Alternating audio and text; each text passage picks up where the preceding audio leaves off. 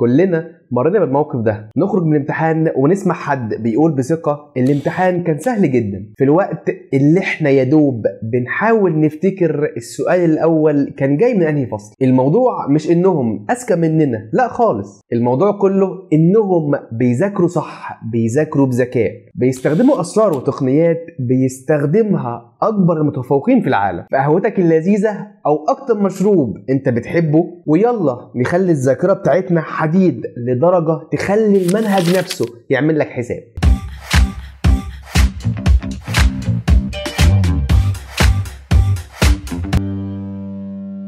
عزيزي المشاهد الجميل، السلام عليكم ورحمة الله وبركاته. أهلا بيك في حلقة جديدة من رتب أفكار. خلينا نتخيل سيناريو بسيط، عندنا طالبين بيدرسوا نفس المواد بالظبط، وكل واحد فيهم بيقعد على الكتاب نفس عدد الساعات، بس لما النتيجة بتطلع بنلاقي فرق السما من الأرض. الأولاني بيجيب أعلى الدرجات، والتاني يا عيني بيبقى كل تعبه راح على الأرض. يا ترى إيه الفرق؟ هل هو الذكاء؟ لا. هل هي موهبة مولود بيها؟ برضه لا. الفرق والسر كله في الاسلوب، في الطريقة اللي بتحول كل دقيقة مجهود لنتيجة حقيقية وملموسة. عشان نفهم صح لازم نعرف ان المشكلة الحقيقية مش في المذاكرة.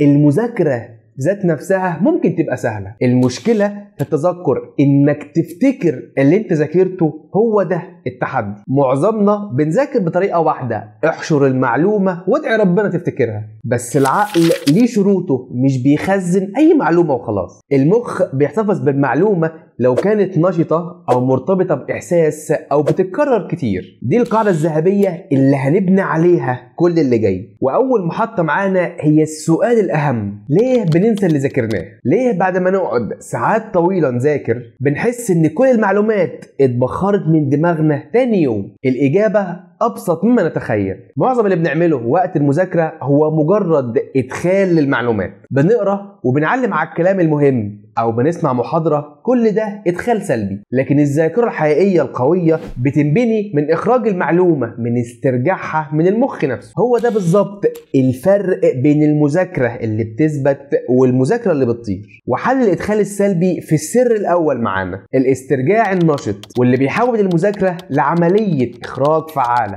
الاسترجاع النشط ببساطة هو اننا نجبر المخ ان هو يستدعي المعلومة بنفسه. يعني بدل ما تراجع الدرس نفسه بعينك للمرة المليون، انت بتختبر نفسك وبتخلي عقلك هو اللي يشتغل ويطلع المعلومة. والاجمل في الطريقة دي انها سهلة جدا تطبيقها. ذاكر الموضوع بتاعك عادي، وبعدها اقفل الكتاب خالص وهات ورقة بيضة واكتب كل اللي فاكره. الحركة دي هي اللي بتبين بالظبط ايه اللي انت فاهمه وايه اللي واقع منك، وبعدها بترجع تشوف ايه اللي وقع منك وتركز عليه. هنا انت مش بتراجع، انت بتقوي عضلة الذاكرة نفسها. السر التاني هيجاوب على سؤال اهم: امتى نراجع اللي ذاكرناه؟ وهنا بيجي دور التكرار المتباعد، وده السحر الحقيقي للاحتفاظ بالمعلومة.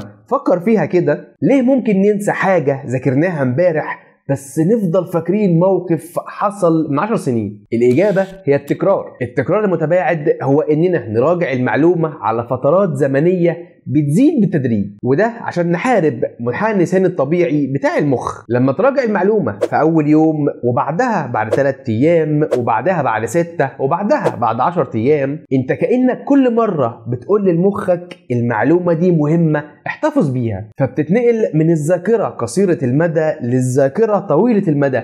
مش بنذاكر اكتر، بنذاكر اذكى. والخبر الحلو انه مش لازم نعمل الجدول ده بنفسنا. في ادوات وتطبيقات زي انكي مثلا بتعمل كل الشغل ده اوتوماتيك، هي اللي بتحدد ايه اللي محتاج يتراجع وامتى بناء على اجاباتنا. وعملنا فيديو كامل عن التكرار المتباعد على القناه، هتلاقي اللينك بتاعه في وصف الفيديو. نيجي بقى للسر الثالث: الربط البصري، وده الجزء المبدع والممتع في الموضوع. ازاي نحول المعلومات المملة لحاجة مستحيل تتنسي؟ عقلنا مش مصمم انه يحفظ المعلومات المملة، لكنه عبقري في حفظ الصور والقصص الغريبة. في الربط البصري بنحول المعلومات المجردة لصورة ذهنية مجنونة او قصة خيالية. خلينا اديك مثال: في معلومة طبية مملة جدا بتقول الجهاز الحوفي او الليمبنج سيستم مسؤول عن العاطفه. كلام صعب صح؟ طب ايه رايك لو تخيلنا مخ بيعرج، يعني الليمبنج بالانجليزي، وبيعيط دموع عاطفيه؟ المعلومه ممكن تتنسي لكن الصوره اللي بتخترعها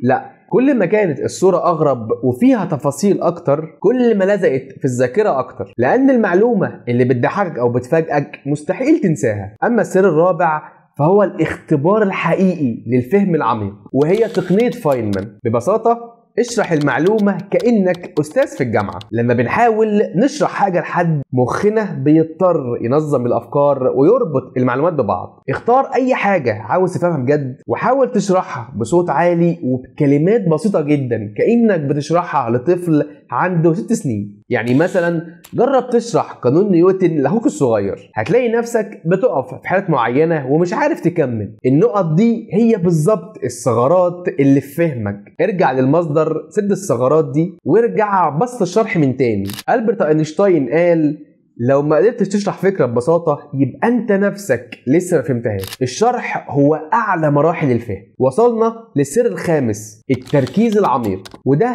بيركز على جودة جلسة المذاكرة نفسها وازاي ندخل في حالة من التركيز العميق. اكيد اغلبنا سمع عن تقنية البومودورو اللي هي بنذاكر 25 دقيقة كاملين وبناخد بعدهم 5 دقايق راحة. دي طريقة ممتازة عشان ننظم وقتنا ونتجنب الارهاق الذهني، بس في اضافة يابانية بسيطة بتحول التقنية دي لأداة تركيز جبارة. قبل ما تبدأ ال 25 دقيقة لازم تكون محدد هدف واحد وواضح ومحدد. مش هذاكر فيزياء وخلاص، لأ، الهدف لازم يكون هحل 10 مسائل على قانون نيوتن التاني. الوضوح الشديد ده بيوجه كل طاقة مخك في اتجاه واحد وبيخلي ال 25 دقيقة انتاجيتها خرافية. التركيز مش انك تذاكر كتير، التركيز ان كل دقيقة يكون ليها هدف واضح. وعملنا فيديو كامل عن تقنية البومودورو على القناة، هتلاقي اللينك بتاعه في وصف الفيديو. السر السادس، التعلم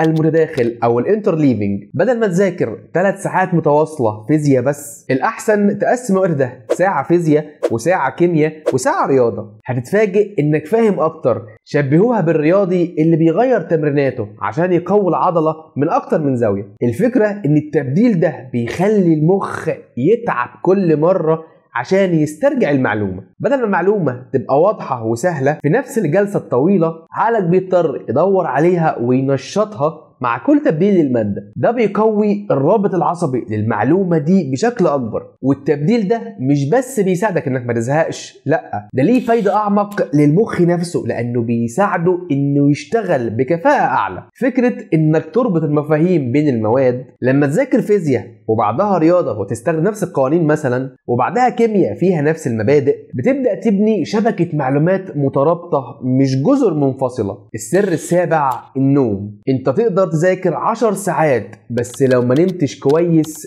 ولا كأنك عملت اي حاجة، لان في عملية تنظيم داخلي بتحصل وقت النوم العميق. كأن في امين مكتبة جوه دماغك بيحاول يرتب المعلومات. في الوقت ده المخ مش بس بيرتاح، لا، ده بيفلتر المعلومات المهمة وبينقلها للذاكرة طويلة المدى وبيرتبها ويربطها باللي موجود قبل كده. يعني النوم مش وقت ضايع خالص، ده مرحلة أساسية عشان اللي ذاكرته يثبت بجد. فلو بتسهر كتير وبتقول هعوض النوم بعدين، فكر تاني، لأن مخك مش هيعوض اللي ضاع. ودي هدية مني ليك عزيزي المشاهد. حاول تراجع ملاحظاتك قبل ما تنام، ده بيساعد مخك في عملية التثبيت جدا. السر الثامن، الاختبارات الوهمية. وركز معايا قوي هنا، ده تدريب لعقلك على الصمود قبل ما ينزل الملعب الحقيقي. دي المرحلة الأخيرة والأهم. امتحن نفسك كأنك في لجنة فعلية. اظبط المنبه على مدة الامتحان الفعلي، ابعد الكتب وجاوب من غير اي مساعدة. ممكن تفشل في الاول وده ممتاز، ده معناه ان دماغك عرف نقط ضعفك وفي المرة الجاية مش هتكررها. والاهم لما تدخل الامتحان الحقيقي مش هتحس بخوف وقلق، بالعكس هتكون هادي وتجاوب بكل اريحية. دي مش مجرد حيل، دي طرق علمية مجربة للتعلم. الذاكرة الخارقة مش موهبة بنتولد بيها، دي مهارة بنكتسبها وبنتعلمها. قيمة التعلم الحقيقية مش في اننا نقدر نفتكر المعلومة زي ما هي في الامتحان، القيمة الاكبر هي في المرونة الذهنية نفسها. قدرتك انك تربط الافكار مع بعض وتستخدمها تحل بيها مشاكل جديده او تفهم بيها مواضيع تانية خالص، زي مواضيع الحلقات اللي فاتت والحلقات اللي جايه. تكتبها في الكومنتات ايه السر اللي اخترته تبدا بيه النهارده. شارك الفيديو مع معارفك واصحابك لعلهم يستفيدوا، ولو احنا على اليوتيوب نشترك على القناه.